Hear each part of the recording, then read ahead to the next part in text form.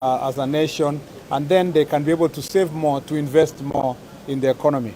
We believe also that the SGR corridor must stop just being a corridor of carrying goods, must also be an economic corridor with a lot of developments along the corridor, including industries, economic zones, and areas that can be able to create more goods that can be exported out of our region to other parts of the world, so that then when the SGR moves in the direction of towards the western part, up to DRC, it must come back also full, so that we don't have the phenomenon where our railways, our railway moves goods internally and doesn't move goods out of the country. We want to be also an exporting region, and we want to leverage on the advantage we have as a population of East Africa with 300 million people to make sure that we can attract the investments that deserves. So this is a dream that was commenced by our presidents in 2013.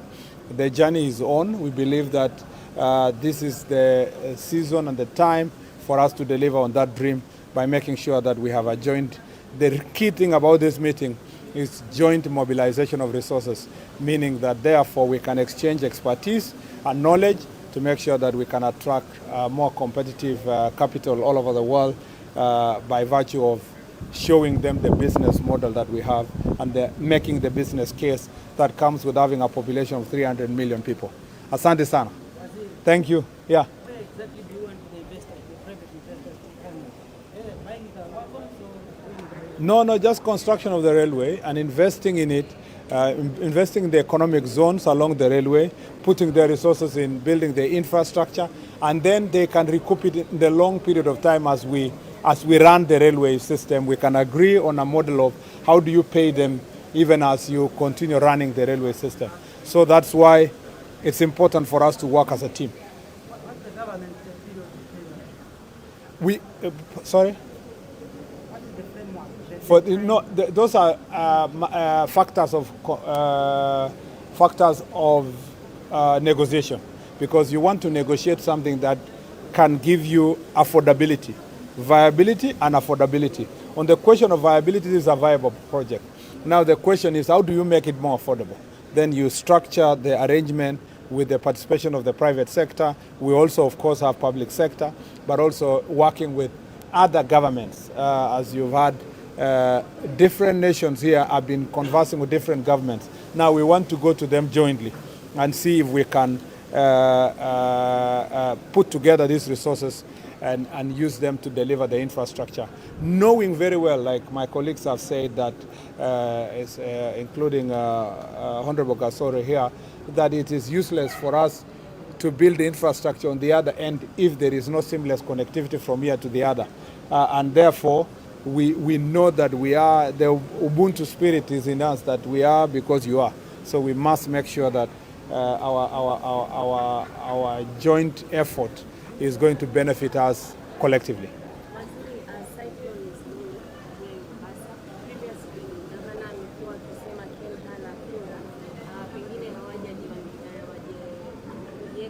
I think we are discussing SGR here. I just want to say that maybe considering the phenomenon that is in our region, Rwanda, Tanzania, all these other places, we are facing climate change. And when we are constructing infrastructure like SGR, we must be cognizant of also climate resilient infrastructure.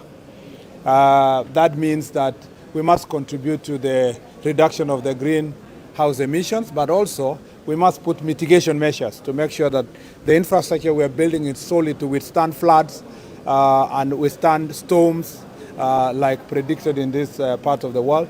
And that's why, even as a nation, His Excellency the President is going to address the nation in a few minutes, and will be able to speak to this issue and what the government is doing going forward in building resilient infrastructure. It's not about what national government cannot do. It's what the national government, what county governments can do. The Port of Mombasa, the County of Mombasa is extremely important for this connectivity in the region. And therefore, going forward, we must have massive and long-term master plans that can be able to redesign the drainage system in our urban cities like Mombasa. And you can see Mombasa is really struggling. The drainage system that the county government is running is unable to drain the water out of this city. And you will see year in, year out, it has been a challenge. We need, the president is going to lead us under the summit of county and national government to discuss ways of building climate resilient infrastructure in our urban areas, which are our very important economic zones. And therefore, once we agree on that framework, we need to do the designs and then see how we can raise resources to redo the infrastructure. You can see what's happening in Nairobi at the moment, or for this season, has really exposed the vulnerability of our urban areas insofar as infrastructure and drainage is concerned. So that is a matter that requires long-term, but also collective responsibility in terms of resources. Asante.